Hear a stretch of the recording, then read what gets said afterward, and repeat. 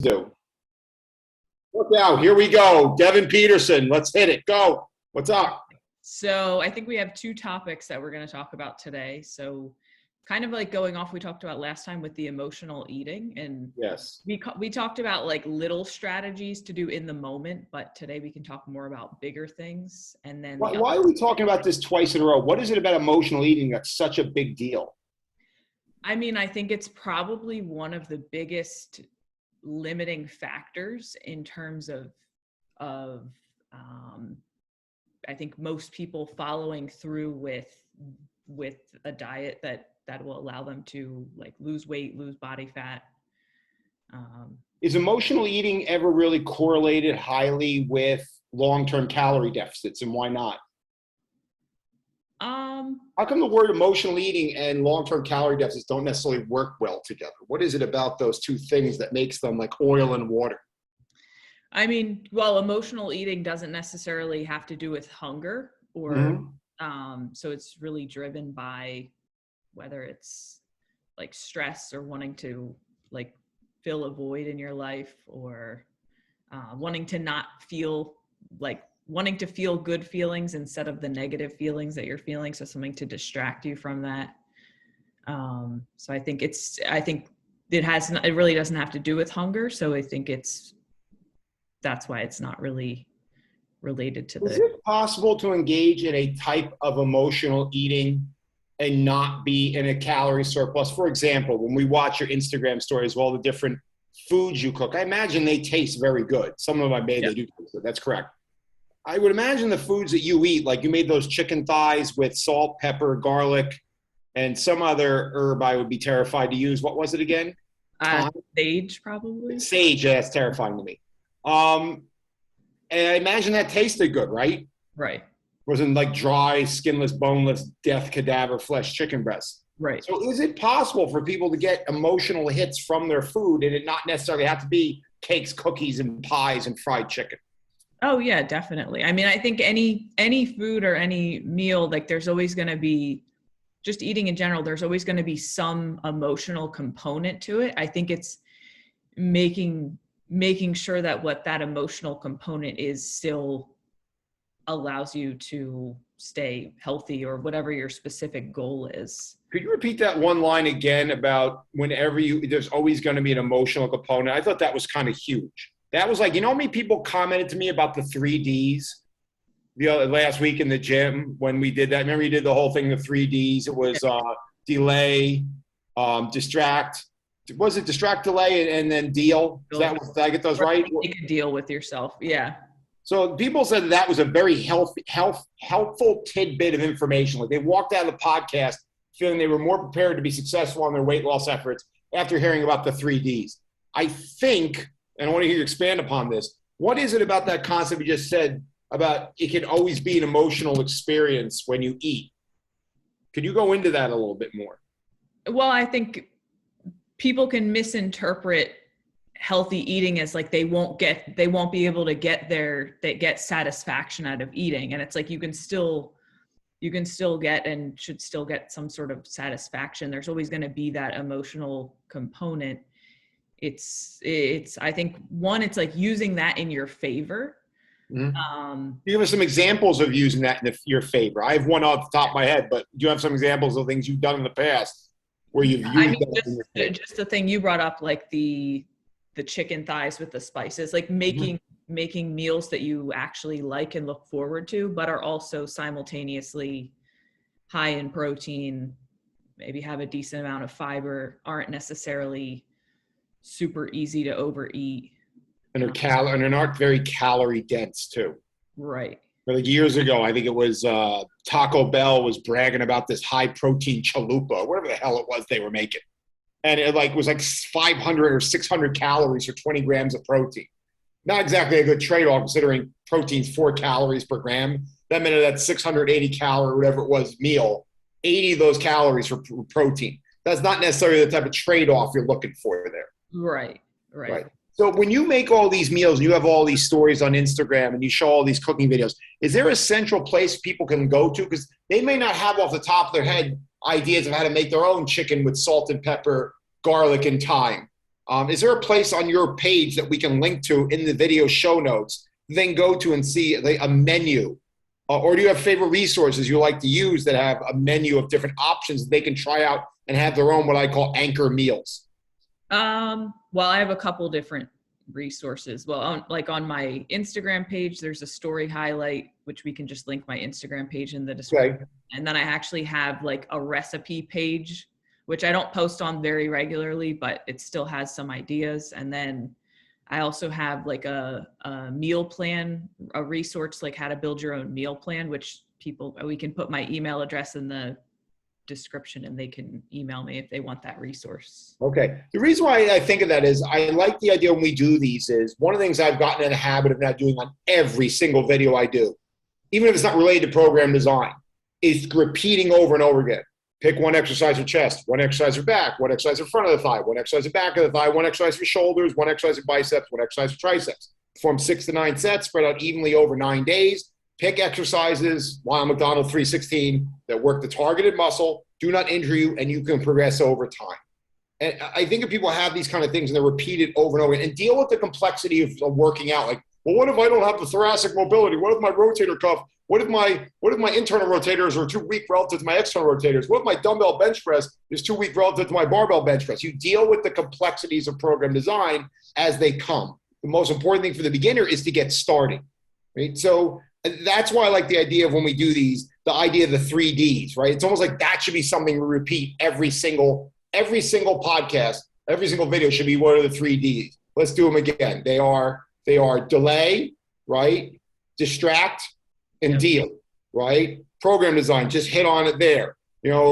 Calorie totals, current body weight times 10. Get yourself somewhere to get started. In my case, I tell people to drop the first 10% of their body weight and then take a week to a month off, learn to practice maintenance, and then reconsider. Do I need to lose more weight? Great. Go to now current body weight times 10 and start all over again until you drop the next 10%. That's why I think it's important that you just hit on this. These anchor meals. They're so every person I've ever met who's been successful, they have these anchor meals. I have meat over pasta. I have egg whites and hash browns. I have my new fajita recipe I put together, right? I have my steamed vegetables and baked potato with olive oil and sea salt and the Diet Sunkist Ardent soda, wine pairing, right? Accoutrement, right? I have these anchor meals. One of my clients, David Green. You know David Green, right? David Green has, because he's British. He's very British. He has his curry chicken, right? Because that's like a big thing he likes. I don't know if that has anything to do with being British. I guess it's more Indian, but whatever. The point being is people who are successful weight loss, there's certain little things they have, and you hit a big one. These anchor meals, these meals that not just provide them protein and fiber and lack of caloric density, but that satisfy themselves in some way emotionally. So I think once we're done with this, when you send me this video on that big file, if you can also send me in your show notes direct links to the meals, like those links, and your email, so people can reach out and contact and find, what could be potentially my anchor meal? What could be the next thing that I can make in advance and have waiting for me at home so I can get that emotional hit, but it not cost me 2,000 calories? Mm-hmm. I mean, that to me is huge. Yeah, definitely. And you were worried I was going to let you lead the conversation and not say anything. I told you.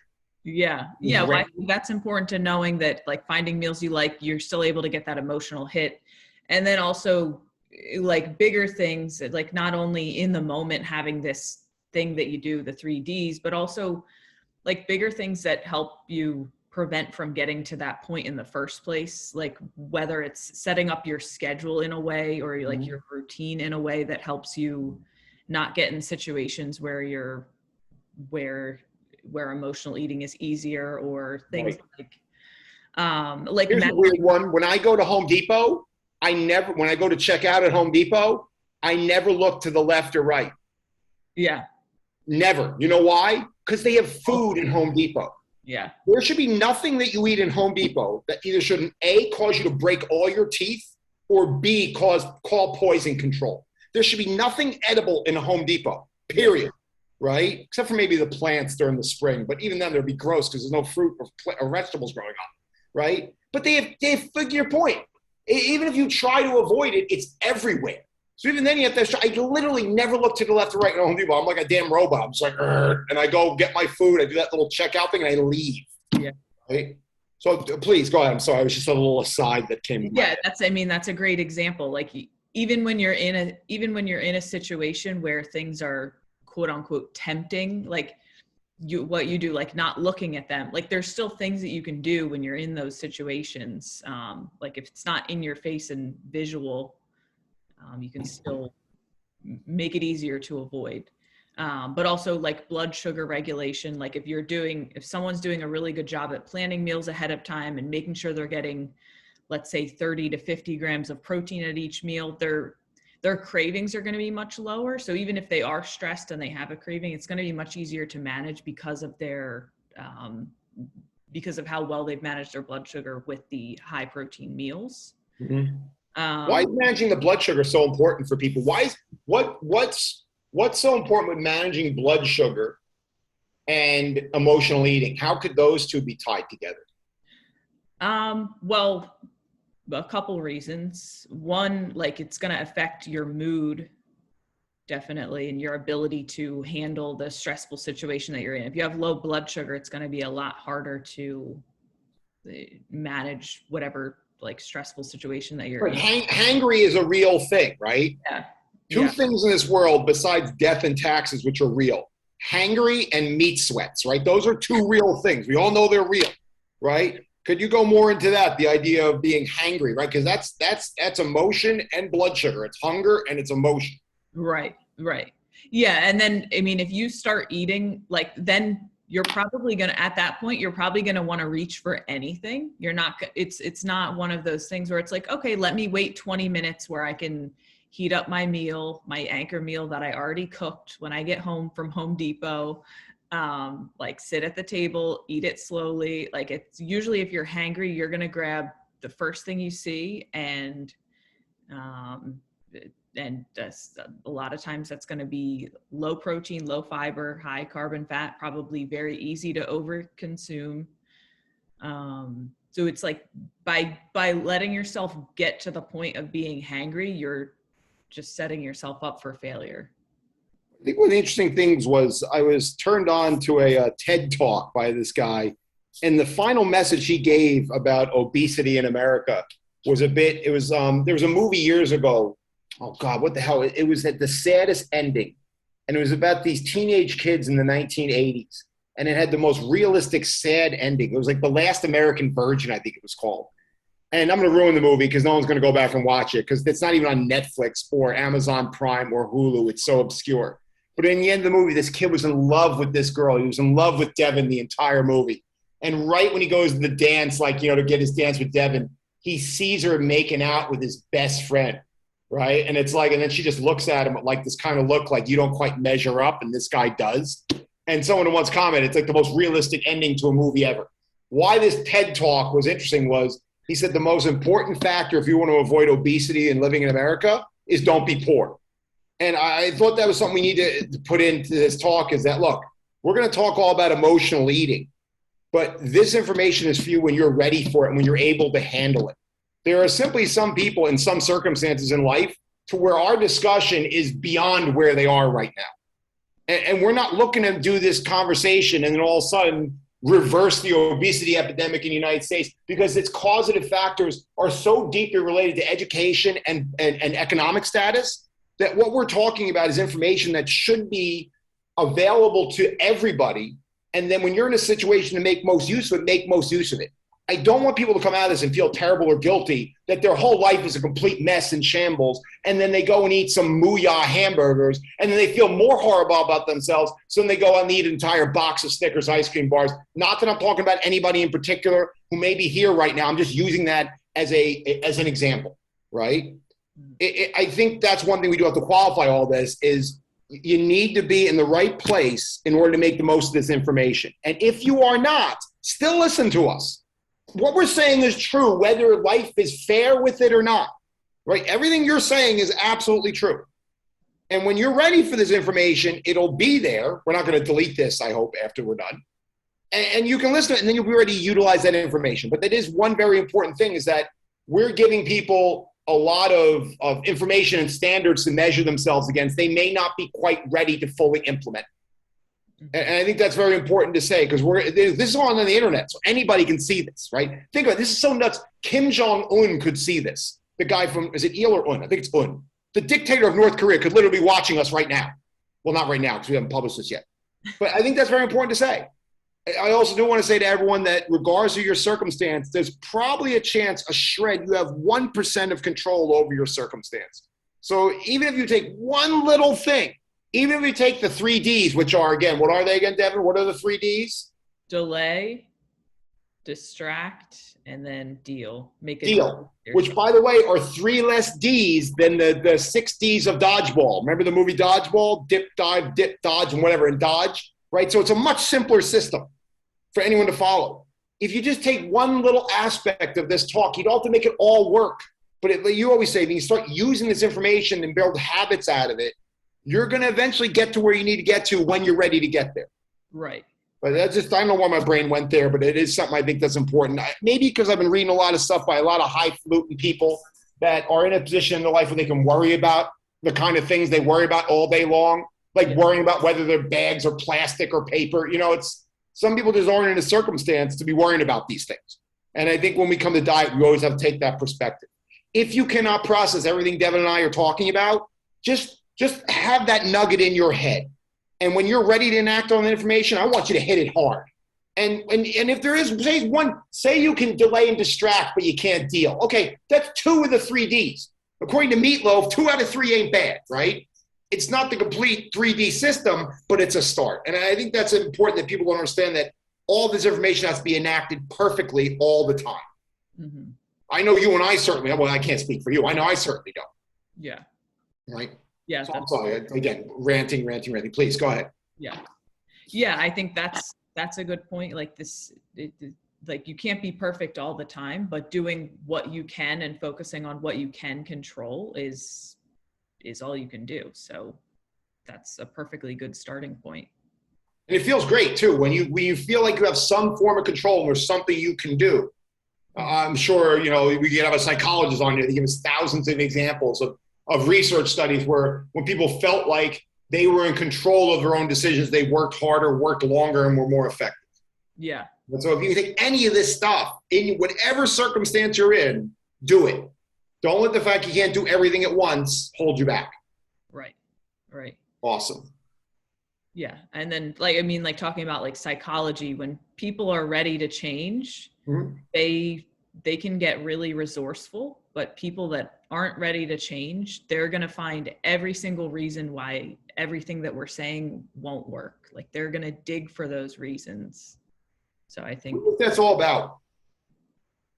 It's like your brain protecting you from, it's like change. I think the discomfort of change, it's like it's like your subconscious protecting. I don't know. There's probably I think there's like a real explanation, like scientific. I know this is a little off topic. Do you think there's a downside to achieving your fitness goals? For some people, I'm not saying for everyone. I'm saying, do you think some people, the self-sabotage, do you think there's a reason why? And I have an idea behind this, but I just want to see where you're going to go with this before I start going nuts. Oh, yeah, totally. Yeah, I mean, because let's say you do lose that last 10 to 15 pounds, or you do finally lose belly fat, tone up your arms, whatever the goal is. And then when you realize that's like you still have a void in your life or you're still not happy, I think then it kind of like really brings that, just brings more awareness to that. Fitness does so much for so many people, but it doesn't do everything.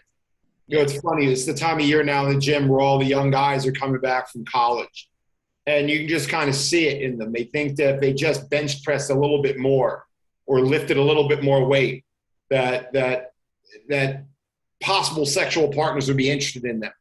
And there's this hilarious guy, Dom Mazzetti, I think his name is. Have you seen this guy before? Yeah. And he said, guys, the only thing a girl cares less about than your max bench press is whether you live or die. And I had to think about that for a second. I thought how funny it was. that sometimes people put unfair expectations as to what weight loss is going to do for them. Women think it's going to make them feel good about themselves on every aspect of their existence. They think that it's going to get them a romantic partner. Same thing with young guys, right? They think that women are just going to be trying to rip their shirt off, when the reality is most of the time it's other guys coming up to you and say, hey, bro, you look really great. What are you doing for your chest? I think that's a big part of it. We're talking about a lot of emotions here. And sometimes I think people really do self-sabotage, because I think down deep they know that while fitness will help them build a little muscle, stay functionally independent for as long as possible, and be harder to kill. There's another 3 mantras. Yeah. It only can do so much. And what a lot of these young guys find is they wind up with aching rotator cuffs, still no personality, still no money, still no goals and direction in life. And the very thing that most of the young women are interested in, they don't have, right? And it's interesting. I remember one of the trainers in the gym that we know, her son was asking all the other trainers how he could do a water cut. And he's like a 16-year-old kid. We're like, dude, what are you worried about doing a water cut? And he's like, well, I want to look good for the beach. I said, dude, let me tell you something. Every beautiful woman that I know, and I'm not talking about beautiful like on the outside. I'm talking about the kind of person you want to hang out with past the first 5 seconds. I said, every beautiful woman, maybe a little longer than 5 seconds, maybe like 24 hours. I said, every beautiful woman I know that's hanging out with a guy, he is not concerned about water cuts at all.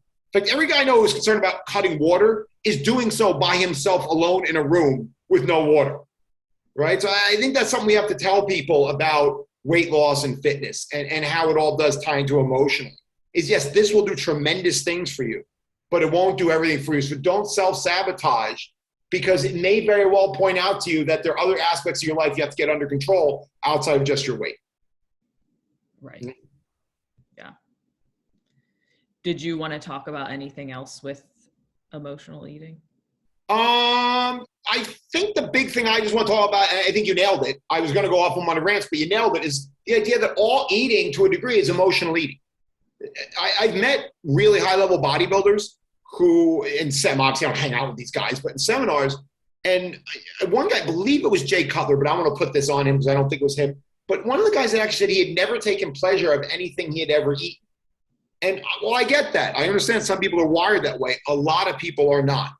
Mm-hmm. And I think when you're trying to get to pre-contest bodybuilder level, which is like 3%, 4% body fat, whatever ridiculous number they get down to, I understand that at times there may be periods where you can't eat anything that really, quote, unquote, tastes good. But for a majority of the people, understanding that most of the health benefits come from within the first 10% of weight loss, understanding that your goals are quite realistic and way different from the perpetual suffering that comes in single-digit body fat for high-level bodybuilders. You can understand that all eating can still be emotional eating. It's just you have to find ways to take the foods you love and make them work. And I think there was some actually who commented to me on the email before we did this. There are people out there who write diets that say, if someone tells you have to give up all your favorite foods, chocolate, wine, whatever, and you can't lose weight, they don't know what they're talking about. Well, yeah, they may very well know what they're talking about, because you may be overly sensitized to the sweetness of your wine, to the fat in your chocolate and the sugar in your chocolate, and to the intoxicating effects of whatever foods you use as your emotional crutch. You may very well be so dependent upon those. You may need a sobering up period to make your body a little less dependent and a little less sensitized to acute levels of sugar and fat in foods. So number one, for some people, and we talk about this all the time, goddamn context. If people don't get it, it's like, well, what is this any good? Give me the context. Is this any good? Give me the context. Is cardio any good? Give me the context, right? The context is, if you're the kind of person who does nothing but eat junk food all the time, you may very well need a period where you kind of wean yourself off the white horse, for lack of a better word, and allow your body to become a little more sensitized to things like sugar and fat, so that what was once didn't even get a happy hit in your brain to start off with would overload. I'll give you an example. One time I was getting really lean in college, and I was on a break in class, and I just said to hell with it, I'm going to have a Coke, and I'm going to have a peanut butter cup. And so I went to the vending machine, I had a Coke and a peanut butter cup. Devon, they taste like absolute cement in my mouth, because I hadn't had that level of sugar for so long. My body was, and in the past, wouldn't have affected me at all. So sometimes, yes, you do need to back off those foods in some individual contexts. I think the other thing you have to understand is knowing your personality. Some people may very well be able to have a glass of wine, but never more than 1 to 2 glasses at a kick. Some people may very well be able to have chocolate, but they'll have to train themselves to have 2 to 3 ounces of chocolate at a time. And some people will never have those foods. Why? Well, number one is some people can design cheat day diets, right? Where they just go absolutely insane all day long. The problem with a guy like me is I used to do those cheat day diets and get very lean. The problem was it just fueled my kind of binge purge behavior pattern. So that's something I actually had to move away from. As much as I enjoyed it and some of my cheat days were quote unquote legendary, it reinforced very, very negative addictive parts of my personality. So what I've had to do is train myself over the years to have less of the things that I actually like. I can have them, but first I had to go through a period of not having them. And then I had to work very damn hard to train myself to be French, to be satisfied with a little less, to be satisfied with 4 ounces of chocolate instead of 16. That's one thing you had commented on that I really wanted to hit on is that the idea, and there are some foods. Look, my one client, David, he laughs at me. He said to me, what was it again? He said, I love carvalanches from Carvel, but I only eat them on my birthday. I love General Tso's chicken, but I only eat it on Christmas. I said, I love these foods so much, I only eat them once a year. And he laughed and he said, do you realize how ridiculous that sounds? And I said, yes, on the surface, it sounds ridiculous. But in reality, it makes perfect sense. If I know there's only 1 day a year I eat General Tso's chicken, there's a reason for it. Because I like it so much, I want to have it every week. And then it'll be every other day. And there'll be every time something bad happens in my life, I'm going to want to have General Tso's chicken as a way to self-medicate. Mm-hmm. So that is one thing you had pointed out, and I'll shut up in a second here, about this idea that you can always have these foods in your diet. No, sometimes you need to eliminate certain things, right? Sometimes you need to eliminate periods of certain things. And sometimes you need to train yourself to have those things, but in very small portions. And understand if, God forbid, I have a bad day and I go out and I crush a sixer of Snickers ice cream bars, that is an episodic thing. It's a one-time thing, and I'm going to go right back to what I was doing. Mm-hmm. So please, I got to shut up now. Go. Yeah, sorry. I think like exactly what you were saying with the context. It's like if you think of like flexible dieting as like a spectrum, and like on like one end of the extreme, if you go to one end of the extreme and you're too flexible to the point where you're not making any progress, let's say this person's trying to lose weight. Let's say they're too flexible to the point where they're not staying in a consistent calorie deficit, they're not losing weight. And then on the other end, if they're too rigid, not flexible enough that they can't stay consistent enough for long enough to actually lose any weight, like that's a problem too. So like there is like, you do have to find a middle ground, but it really, like you said, it depends on the person, depends on their personality, and figuring out like what like degree of balance that person needs to actually move forward. And what balance means to them. Right? For me, balance means General Tso's chicken once a year. Right. It means carvalanches once a year. That's literal balance. Now, on the mathematical surface, it's 1 day out of 365. So it's 1 versus 364. Right? That's not on the surface very balanced from a pure number standpoint. But from the kind of tie this all together, from an emotional eating standpoint and the context of who's doing it, me, 1 to 364 is about as balanced as that seesaw is ever going to get. Right? Yeah. Yeah. Yeah. And I think like, it depends on like the season of life that you're into. Like if someone. Can you explain that? What do you mean the season? Go with that. That sounds awesome. Like, let's say you have a lot of social events going on. Let's say you're invited to a bunch of, like right now it's summer, say you're getting invited to a bunch of summer barbecues. Like, I mean, and like, it depends on the person. Like for me personally, I don't feel like I'm missing out on life if I just go and have like a burger and a side salad and like 1 White Claw, and like, I don't feel like I'm missing out by just having that. What's White Claw? It's like a sparkling, it's like a seltzer. It's like a alcoholic seltzer. Like Zima? No, it's like it's. I'm dating myself, by the way. I don't even know if half the people watching know what the hell a Zima even is. But I'm sorry. Okay, but you can do that. Yeah, but other people, like, they live for these summer barbecues, and it's like this huge part of their life. It's like, okay, well, maybe you, since it's so important to you, you need to navigate that differently, but there's trade-offs. You probably have to skip out on other things. Maybe it's doing calorie cycling, so you have more calories on the weekends for your barbecues if you're going to eat or drink more. Maybe it's skipping out on. No, there's something huge there you just hit on. Let's say you know that your weekly weight loss total to be in a calorie deficit, say it's like 1,500 calories. I'm just making a number up. That means every week you get 10,500 calories to eat. That doesn't mean you have to eat 1,500 a day, especially if you're a barbecue freak. If you could figure out a way to make your diet mainly lean protein and vegetables with a little essential fats, right? Which I know like a guy like Lon McDonald has done in his ultimate diet is along those lines. And you were able to get your calories down to only say like 1,200 a day. I'm not saying this is what you sustain for a life. I'm just saying this is protein, vegetables, and a little bit of lean fat. And 5 days a week, 6 days a week, you eat 1,200 calories. That's 7,200 calories. That leaves you with 3,300 calories left over to go barbecue crazy. Could that be an example of calorie cycle? 1,200, 6 days a week, and then have that one day where you're eating 3,500 calories. You're still ending up with the 10,500 calories per week you would have had if you had 1,500 every day. You're just changing the way you diet to match the way you want to live. Does that make sense? Right. Yeah. And I think the only stipulation is like if you are doing calorie cycling, you just want to make sure it's not so extreme to where it's like turns into this like binge restrict cycle where you're. And it may not be appropriate for some people for that reason. Right. Yeah. So I think that's only stipulation I would make to that. But I think, yes, that can work really well if you're trying to incorporate these things that you really want to incorporate into your diet, like the barbecue. May I stipulate myself?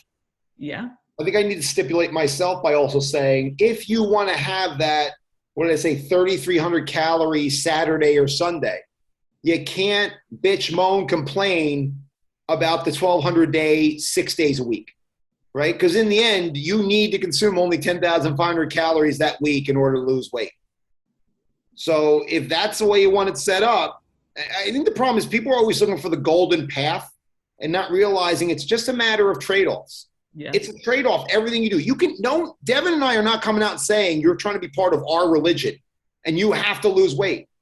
But if you decide to lose weight, there's a trade-off. You can't eat whatever you want in whatever quantity you want, how much of it you want, whenever you want it. I think I just said the same thing twice. But the point being is, it's always a trade-off, right? And I think that's the problem is someone say, oh, wait, so I can have all these foods on Saturday, but I don't want to eat 1,200. I know this never happens, Devon. I'm just using this as an example. I don't want to eat 1,200 calories 6 days a week. Well, do you want that 3,300 calorie Saturday? Yeah. Well, then you're going to have to eat 1,200 calories 6 days a week. Here's the best way to go about that, by eating lean protein, vegetables, and fats, so you don't hemorrhage muscle throughout the week. And you don't starve to death and start chewing your own foot off by, Friday evening because you got to make it to Saturday. Yeah. I think that's important to understand too, is that people always think of dieting in terms of 1,500 in terms of their calories for a day. But they can understand that they can take calories away from certain days, as long as it's not like one day is like 200 calories. Although you certainly could do like a fasting day like that. Yeah, and make up for in other days. I don't think that's impossible. Again, you have to match it to the right person with the right personality, or you're playing with matches and high octane gasoline. But I think people have to understand that that's another way of dealing with the emotional component of eating. Is you can cycle calories like that, provided you can be disciplined and follow through on it. Right. And I think too, sometimes what I found with clients is that the more that they can create their anchor meals and like the way that they eat during the week and know that no foods are off limits. I think a lot of them have an easier time going to, let's say they go to a barbecue, being able to, I guess, practice a little bit of restraint. Like they don't feel like they have to eat everything that's there because they know that they could have it if they wanted it. So just having that, like avoiding that scarcity mindset. Why do you think that is? What is it that gives them the kind of mental fortitude that normally they wouldn't go into those parties with? Because, like, example, I know a guy who's a vegan, and I know for a fact he doesn't fantasize about steak all day, right? For whatever you want to argue it, in his mindset, he's doing this for personal ethical reasons. I'm not going to get into that. But it's not like he sits there and fantasy. He doesn't have like fantasies about eating chicken wings while getting spanked. You know what I mean? Like, it's not like that. Because in his mindset, a vegan is who he is, and this is what he does, and this is what he believes in. Mm-hmm. You know, what do you think it is about these people that once they have that knowledge, they're not struggling so much at those events? They're not fighting, oh my God, potato salad. What do you think it is? Yeah, I mean, like you said, like the identity, like believing that, like adopting a new identity. Like, I'm someone who can go to barbecues, who can maybe have a burger and some chips, and don't forget that White Claw. And the White Claw, maybe 2 White Claws, and 2 White Claws. Look out. Do they make diet White Claw? I'm just wondering. I mean, it's pretty low calorie. Okay. Yeah. I'm never going to find out, by the way, just so you know. If I ever say, Devon, I'm having a White Claw, know the aliens have taken over my body and it's time to, like, shoot me with a flamethrower. But go ahead, please. Yeah, well, I think like adopting that identity, like, I'm someone who can practice a little bit of self-control. And then I think too, going back to, like, when you're eating high protein meals regularly throughout the day, every day, your cravings and your desire to eat in large quantities can really dramatically go down. It's almost like you feel like you're in control. Yeah. Of yourself, your appetite, your moods, and your behaviors. That seems to count for an awful lot. Whereas I think one of the things the guy in that TED Talk was kind of insinuating is that people who don't have education, don't have skills, or in poverty, they feel like so much of their life is not in control. Mm-hmm. And then the next, even where they're living is not in their control because they're just one paycheck away from being evicted because that's how dire they're financially. So it's interesting, kind of the whole conversation came back to that, right? That it is really about when you're in an emotional state, you feel like you're not in control of yourself. Yeah. And knowing that there are those kind of life rafts out there, all the different things we talked about. Yeah. I think in conclusion is huge. I think that's the big thing I'll take away from this is the next time I find myself in one of those situations, I'm seriously going to ask myself, what's out of my control right now? What's going on? And maybe focus on some things that are in my control. Anything you want to say closing up? I like the life raft analogy, like going into those, know that you have some life rafts. Yeah, wait, I need more of that. Give me more life rafts. What are you talking about, life rafts? Go ahead. Like for example, eating a high protein meal a couple hours before going to your barbecue. Like, that's going to make a huge difference in terms of how you're going to feel, how you're going to navigate, how much control you're going to have in that situation. And even if you don't, you still know that you're the kind of person that you have control in that situation. That this is who I am and this is what I do. And I think I've heard guys like Lon McDonald talk about this idea of bright line boundaries. Alcoholics have this. There's certain places and certain things they won't do and places they won't go. Yeah. And I guess you got to have that yourself too. And if you don't, then guess what? There's always tomorrow. So. Right. Yeah. So I think we should wrap it up there. Yes. So we don't get cut off on